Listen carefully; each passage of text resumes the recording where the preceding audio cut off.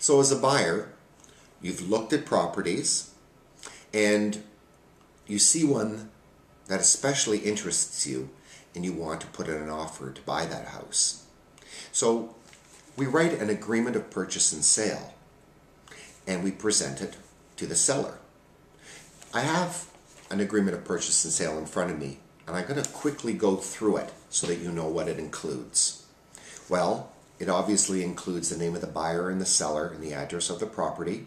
It includes the price that you're willing to offer for the property, and it also includes the closing day or the day that you're going to actually buy the property.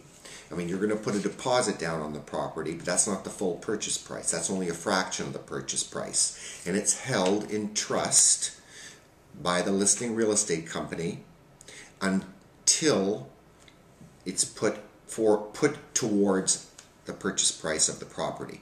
So you pay some money now, maybe it's $15,000, $20,000 deposit now, and you pay the rest of the money for the property 2, 3, 4 months from now.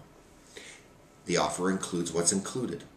The offer also includes what is not included and what's rented on the premises, which usually the buyer assumes payments on.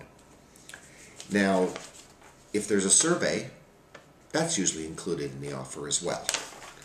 And then there's custom clauses, and there are certain custom clauses which are very, very standard. One being that you're going to pay your deposit now and you're going to pay for the rest of the house on your closing day. There's usually a condition on financing.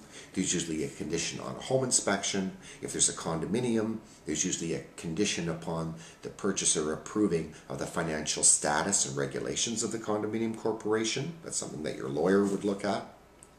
There's a clause always stating that what the seller is leaving works, that the fixtures and chattels are in good working order.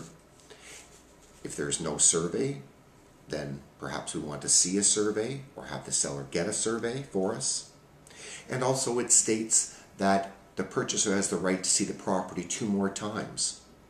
So usually we see a property again maybe 6 weeks later, and then maybe 2 weeks before closing. And oftentimes as a purchaser you want to come back and take a look at the house for various reasons. There's always a clause nowadays stating that the property has been not used to grow drugs. It wasn't a grow house. And if there was a basement apartment, generally there's a clause stating that this apartment is illegal. Now that's just quickly going over the most usual clauses in an offer. There's very, very many more custom clauses which can go into the offer, but that's a really simple breakdown on what your offer will have. And just so you know, what also was included in the offer is something called confirmation of representation, which says who works for who, who's getting paid for what, and also eventually what follows and what you're asked to sign as a purchaser are waivers to take the conditions out of the offer so that you actually buy the house firm. And if you have any other questions in regards to the agreement of purchase and sale, I'd be very happy to explain them to you.